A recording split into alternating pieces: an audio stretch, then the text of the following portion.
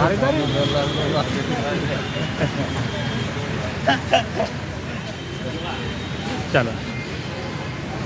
आज आप यहाँ पे संविधान चौक में आए हुए हैं, एसटी के मोर्चा में आप शामिल हुए हैं। आप अपनी कुछ बात रखना चाहते हैं, क्या बात है जो आप इतने परेशान दिखाई दे रहे हैं? मैं जावेद काजी माइनॉरिटीज डेमोक्रेटिक पार्टी का महासचिव हूँ और आज ये आदिवासी मोर्चा में शामिल होने का मकसद ये है कि एक बेहतरीन और मेहनती समाज है जिसमें देश को बनाने में आदिवासी समाज का बहुत बड़ा योगदान है। और आज भी आदिवासियों की हालत जिस तरीके से आरक्षण के बाद भी जो ट्रैक पे आना चाहिए था वो ट्रैक पे आदिवासी समाज की हालत और उनकी जो मेहनत है वो अभी पूरी नहीं हुई।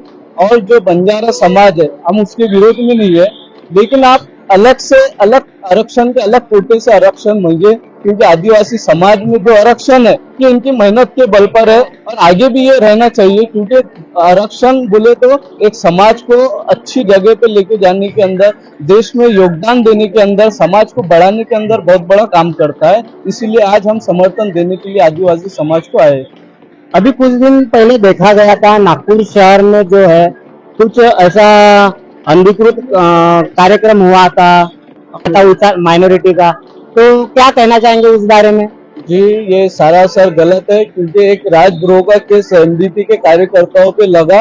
राजद्रोह का केस बोले तो कॉन्स्टिट्यूशन में, संविधान के अंदर सबसे बड़ा है, लेकिन 15 ही दिन के अंदर जिसपे राजद्रोह जो एमडीपी के कार्यकारी अध्यक्ष है मोहम्मद हामिद इंजीनियर, 15 ही दिन के अंदर उनकी जमानत हो जाती है। और जो शहर अध्यक्ष है फहीम खान, जो 4 महीने के बाद उनकी जमानत कैसे हो गई, ये सरकार से बहुत बड़ा सवाल है। क्योंकि एमडीपी सारे समाज को साथ में लेकर चलने का काम कर रही थी, रोजगार के लिए लड़ रही थी, युवाओं को, किसानों को, दलितों को, आदिवासियों को, ओबीसी को साथ में ले जाने का काम कर रही थी। इसीलिए सरकार में पूरी तरीके से डर का माहौल बन चुका था।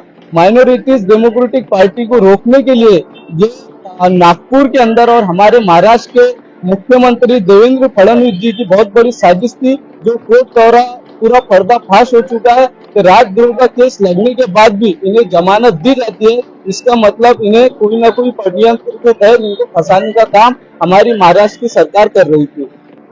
ये ऐसा भी देखा गया है उसी वक्त कि जैसे कानून ने अपना काम किया, पुलिस ने अपना काम किया, सरकार ने अपना काम किया, लेकिन कुछ संगठन के लोग जो है कि उस पर्टिकुलर एरिया में घूमकर और उसका सर्वे किया गया और मुस्लिम समाज को कहीं ना कहीं नीचा दिखाने का काम किया गया, उन्हें तो गुनहगार साबित करने का काम किया गया, यानी कि सरकार के खिलाफ काम किया। इससे आप क्या कहना चाहेंगे? जी, बहुत बड़ा एक सोची समझी साजिश है। इस तरीके से जो एमडीपी के फिरियादी थे, जो कलमे की चादर वहाँ पे औरंगजेब का पुतला जलाने पे ये हिस्सा नहीं हुई, जो कलमे की चादर वहाँ पे जलाई गई, उसका विरोध करके उसकी फरियाद लेके पुलिस स्टेशन में माइनॉरिटी डेमोक्रेटिक पार्टी के लोग गए थे। लेकिन फरियादी होने के बाद ये आरोप लगा के उनको आरोपी कर दिया गया कि आपने नागपुर के अंदर हिंसा फैलाई है। और ये होने के बाद में जिस तरीके से उन्हें टारगेट पूरा करना था, जिस तरीके से मुस्लिम नौजवानों का कैरियर उनको बर्बाद करना था, इसीलिए उन्होंने मकान, दुकान, मस्जिद और मदरसे में से वहाँ के जो मुस्लिम नौजवान है, मुस्लिम युवा है, उन्हें उठाकर जेलों के अंदर डाला है। नहीं तो ऐसे संगठनों के, यानी जो सरकार की भी नहीं मान रही है, सरकार के खिलाफ जाके वो सर्वे कर रहे, ऐसे संगठनों को क्या कहना चाहिए? सरकार के खिलाफ जो जाके सर्वे, अब सरकार ही खुद उसके अंदर शामिल है तो हम क्या कहेंगे? सरकार ने, क्योंकि राजा एक देश का, एक राज्य का नहीं होता, राजा पूरे प्रजा का होता है। सरकार को निष्पक्ष काम करना चाहिए। जो आरोपी है उनको आरोपी बना के जेल में डालना चाहिए और जो बेगुनाह लोगों पे झूठे केस लगाए गए उनको बरी करना चाहिए। अभी क्या स्थिति है और आप सरकार से क्या दरखास्त करना चाहेंगे? सरकार से हमारी एक ही दरखास्त है कि आप निष्पक्ष जांच करिए। जो आरोपी है, जिसने भी, आपके भी लोग अगर उसके अंदर शामिल है तो उनपे भी कड़ी कार्रवाई कीजिए, क्योंकि ये नागपुर शहर सूफी संतों की मार्ग पे चलने वाला शहर है, इसे अशांत नहीं किया जा सकता। मेरी सरकार से गुजारिश है, मेरी विनंती है, जो भी सही में आप आरोपियों को ढूंढिए और जो भी गुनाह है उन पर से केस नील कर दीजिए, क्योंकि आगे चल के हम कोर्ट में भी जाने वाले हैं। अगर से सरकार जो बेगुनाह है उनको जबरदस्ती फंसाती है तो हम इसके ऊपर कुछ ना कुछ हमारी माइनॉरिटीज डेमोक्रेटिक पार्टी धरने आंदोलन करेंगी और जो नौजवान है उनको बेगुनाह साबित करके हम रहेंगे। माइनॉरिटी के महाराष्ट्र के अध्यक्ष प्यारे खान है, ये इन्होंने कुछ इसमें दखल नहीं ली।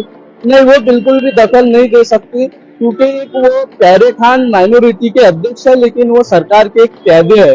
जिस तरीके से सरकार उन्हें बोलेंगी उतना ही वो बोलेंगे, प्रोटोकॉल के बाहर कभी वो जा नहीं सकते। अपने समाज के युवाओं को एक क्या प्यारा संदेश देना चाहेंगे? मेरे समाज के युवाओं को मैं एक ही संदेश देना चाहूंगा, क्योंकि हमारे समाज का देश के आजादी में बहुत बड़ा योगदान है।